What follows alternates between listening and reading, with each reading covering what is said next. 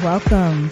Thanks for tuning into The Good Nurse Outlook, a podcast about life from a nurse's point of view. But if you're not a nurse, that's okay too. Not only will I discuss things nursing and healthcare related, but everyday matters as well. Honestly, the topics are endless. I'm your host, Nurse Naj. Let's get into it. Hey, you guys. Welcome to episode 8 of the Good Nurse Outlook podcast. Today, I'm definitely just freestyling, and I just want to talk and get personal and tell you guys what's been going on and everything that has been going on with me. I'm super excited about Chart Like a Boss. I am so dramatic. Literally, all the books are here. This is who I am. Super dramatic. I had my book launch Saturday, and it was so much love. It was full of just such genuine, happy vibes. I mean, it was so great. My childhood friends and best friends, they all flew up from Florida, and they came. Nadirge hosted it. She did an amazing job. She even had this little chant. It was like, chart like a, and then people would be like, boss, Diana, Gladys, Yolan. I'm so grateful. They flew up, they showed out, they showed love. It was amazing. Oh, my Gigi, she came up too. And it was just such a great vibe. We packaged orders together. I got so many online orders. The pre-orders was crazy. And then I was signing everyone with a little personalized note and just thank you so much for your support and I appreciate you, along with little gifts. For my book launch, we had so many gifts. We made homemade candles, we had pens, chapstick, hand sanitizers, little flyers that I thought was so beautiful. I had my banner that I made. I felt like outside of myself in a way. I felt like it was so unreal. And it wasn't even the best of days. It was pretty gloomy outside. Parking was difficult because they had a parking lot, but you had to walk. And everyone still through all that, they managed to find parking and show up and show me so much love and just speak over my life, just good things. Even my pastor came, and that meant so much to me. I think I was trying not to cry. Oh my gosh, it was beautiful. Everyone just everyone came, it was great. My family, they never been on a plane before from Florida. They showed out. I'm gonna cut that out. Malkia came through. No, was she like Mia? Mia came through, so that was special. Yeah, the love has been crazy.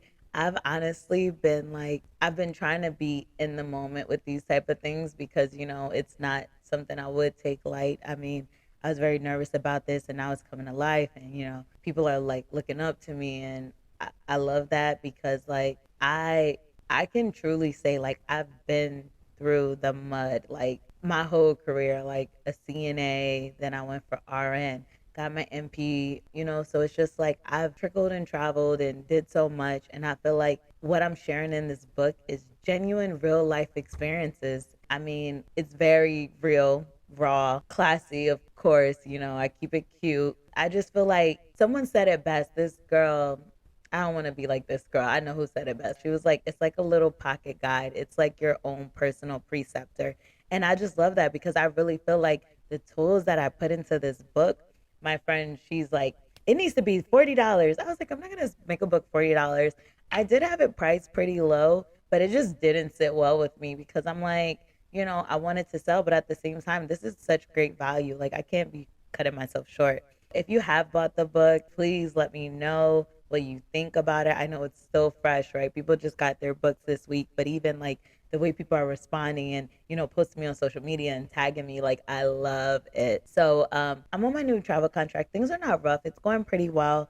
It's just a lot to try to record a podcast, go to work, have a book launch, promote your book, and just do so much. So I really appreciate when people repost me and share my content because it just makes it so much easier for me, and it just shows me people really care and love you, and it's amazing. My friend, she was like, I want you to know how proud I am. I mean, you even lit a fire under me, and you inspired me to do so much. And people ask me how, where did all this come from? And I just literally, I just thank God because there's no way I could have been I just I just don't even, me myself personally, I don't even understand how I was able to do all this, and just maintain a social life and, still be cool and amazing and a good friend and a good sister and daughter and just all these things that I am. I love the vibe. I opened the curtain. It's given South Florida to me. The light is giving me Florida. The plants in the background is giving me Florida. Like, ooh, I'm getting Florida without like the hot ass sun. So since I'm here and I'm talking about my book and about how amazing it is, it's only right that I read a chapter of my book. Just kidding. I'm not going to read the whole chapter, but I will tell you about the book. If you haven't read the book, I'm going to just read off of it. I'm going to be very honest. I've been like so nervous. So some of the things we did at the book launch, we had played games, true or false, how well do you know the author? There was some Q&As, there was like some little games in between, and then I read a chapter, and it was so nice. Oh my gosh, people said such nice things about me. And you could tell like they were put on the spot and they still said nice things. You know, people be like nervous like me. I was so nervous. Why was I nervous at my own thing? I feel like I'm probably like so reserved all the time. Literally, sometimes I forget I have tattoos because I'm like always covered up. So, Chart Like a Boss is the documentation guide for nurses. It consists of more than 900 medical abbreviations. I have medical illustrations, just so many good gems in here. I have a chapter on do's and don'ts of charting, when to chart, how to chart. I talk about narrative notes, FDAR notes, focus, data, action, response, charting by exceptions, SOAP notes. We have flow sheets.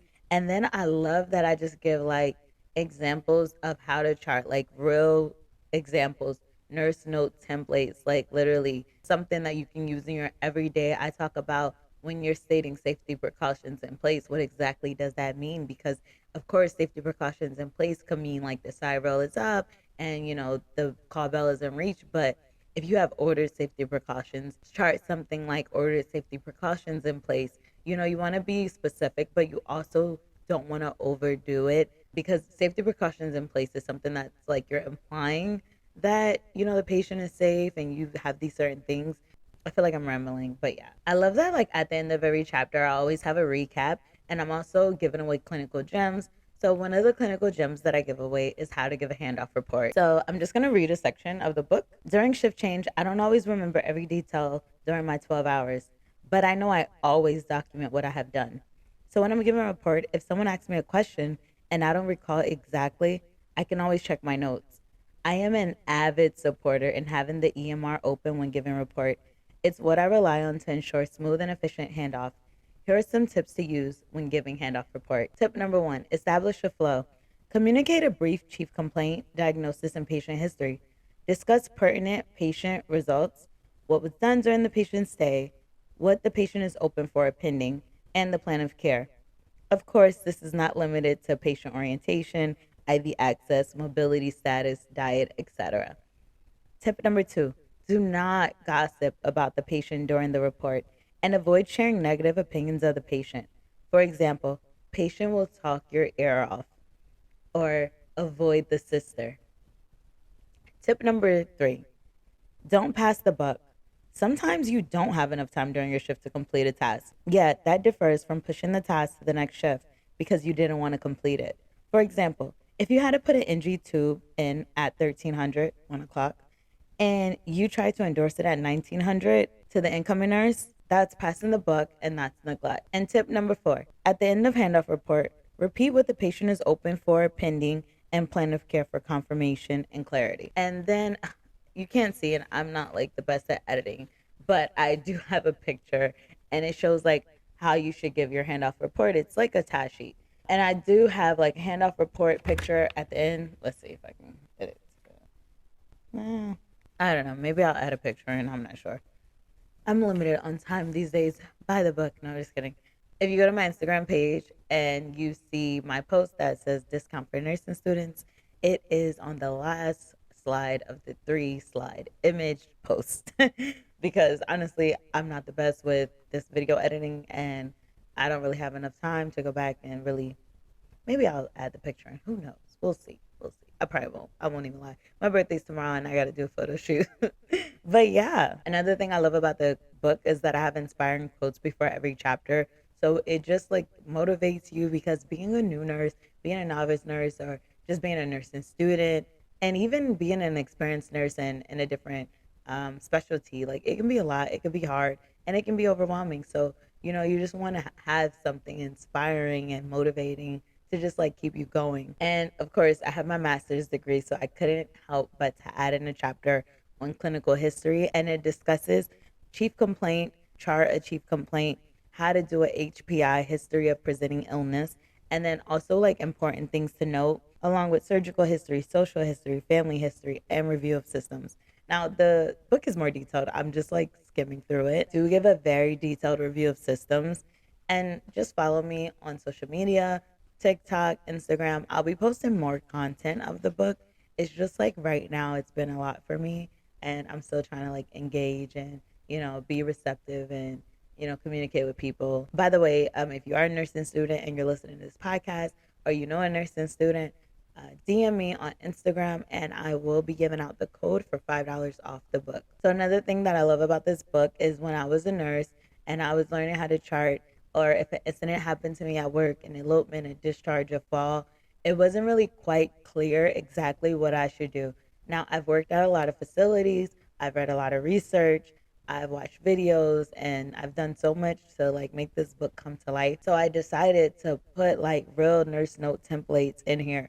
So if you do have a fall, what to do, how to chart it. It's meant to be the building grounds for a strong foundation. Everyone's facility has protocols and procedures which you should follow. However, in the event that you're unsure of those, you can use this as a guideline, or you can come in with the knowledge like well normally, because I've been to several facilities. I've been to like nursing homes, hospitals, acute care, like so many places, and I've just taken all my experience and put it into this book. And everyone seems to trickle down to the same like type of system. Use these tools as the building blocks for a strong foundation. Ask questions, speak to your charge nurse, speak to your manager, speak to your supervisor, but at least you're having the knowledge, the pre-hand knowledge to come in to a situation aware. Like if an elopement happened, you don't have to freak out and be like, oh my gosh, what to do, what to do. Because you've read chart like a boss, right? Like, if you have an elopement, you need to make sure, did the patient leave with IV access? Because that's like number one. Have you checked everywhere in the unit? Have you called the patient's phone? I had a patient elope on me in the ER and I was freaking out. And the charge nurse, she just called their phone and was like, yo, where you at?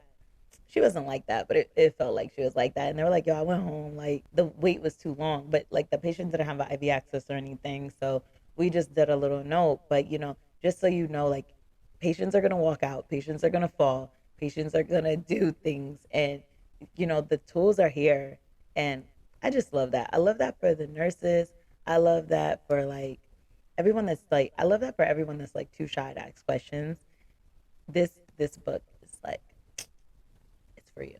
Well, since I'm here, the thing about freestyling on your podcast is like when you run out of things to talk about, you don't want to be rambling. One of the nurses at the job was telling me how she felt like nurses don't give good handoff reports. So I'll use the last few moments to talk about like a nursing handoff report.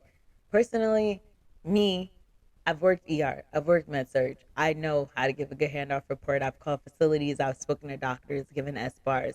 I myself have been on the provider side of things, given a report. And I think the most important information is to really know what's going on with your patient. And it takes nothing to look that up. Like literally, you could check the chart, check the H&P, history and physical. So something that I do in the ER, I always check the provider's note because the provider most likely checked the nurse's note. And of course they talk to the patient too, but usually like everyone, I don't want to say it like providers leech off of nurses because it's not what I mean. It's just like then some nurses write very detailed notes. And then when the provider goes in to read the note, when they assess the patient, they have a better picture of what is actually going on. And then they also have the knowledge that they've brought in. Yeah, my camera rude as hell. It just cut off. Like, what was that about? But anyways, yeah. So providers, what was I saying? Oh, how to give a good handoff report. So usually I'll read the doctor's note because usually the doctor has read the nurse's note. They've seen the patient, they've assessed the patient, and then they also wrote a plan. And that's like what you need to know when you're giving a handoff report. You need to know why the patient came in. What were they complaining about? How long has it been going on? Reading the notes, skimming through the labs, and it takes time. You're not going to be able to like read through a H&P super fast, be able to look at the chief complaint, see the labs diagnosis, understand that, and then read the plan.